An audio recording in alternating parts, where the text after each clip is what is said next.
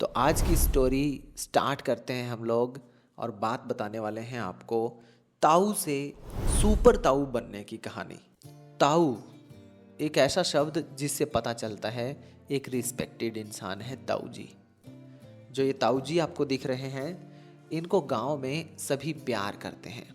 पशु पक्षी भी उनसे बहुत प्यार करते हैं, उनके आजू बाजू खेलते रहते हैं और ये ताऊ जी उनकी रक्षा करते रहते हैं अलग अलग चीज़ों पे। बच्चे भी इनके साथ प्यार से रहते हैं, इनका परिवार भी अच्छे से रहता है और पूरे गांव वाले तो इनसे बहुत खुश रहते हैं। लेकिन ताऊ जी की उम्र हो चुकी है। ताऊ जी आलस बहुत करते हैं। बाकी सब मदद करते हैं लेकिन घर के काम में फुल आलस, कोई मदद नहीं करना। और इसी बात पे ताई कई बार उनके साथ लड़ लेती है। और एक दिन यानी आज तो इतनी कहा सुनी होगी कि ताऊ और ताई में पूरा झगड़ा हो गया। वरना तो ताऊ हमेशा ताई के सामने कूल ही रहते हैं, कभी झगड़ा नहीं करते हैं। आज ताऊ जी नाराज होकर के चल देते हैं गुस्से में खेतों खलियानों की तरफ। बच्चे भी उनके पीछे चल देते हैं, थोड़ी दूर परिवार वाले भी।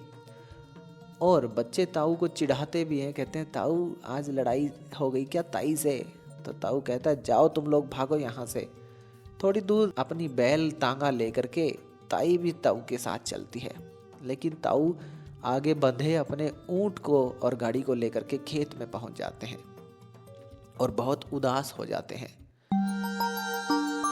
जैसे ही जाकर के खेत के सामने बैठते हैं तो बहुत ज़्यादा ध्यान मुद्रा में हो जाते हैं और कहते हैं कि यार मैंने ऐसा क्या बुरा कर दिया जो मुझसे सारे इतना गुस्सा होते हैं।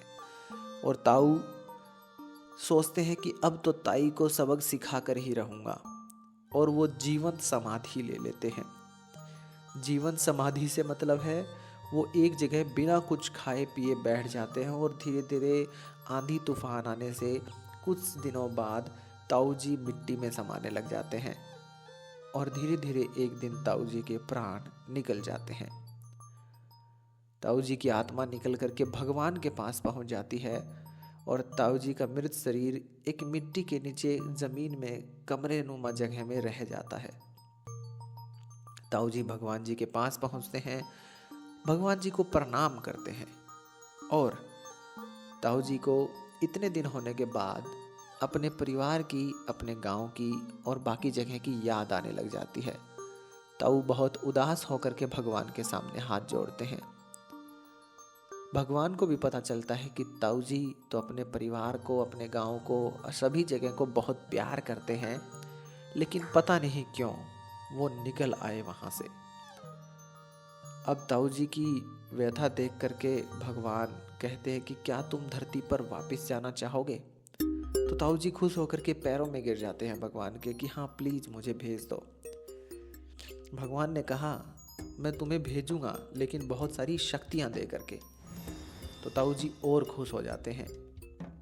भगवान जी उनको बहुत सारी शक्तियां देते हैं और स्पेशल शक्तियां देते हैं उनकी लाठी को, उनकी घड़ी को और उनके शरीर को। अलग अलग प्रकार की शक्तियां देते हैं और ताऊ जी को कहते हैं कि तुम नीचे जाओ।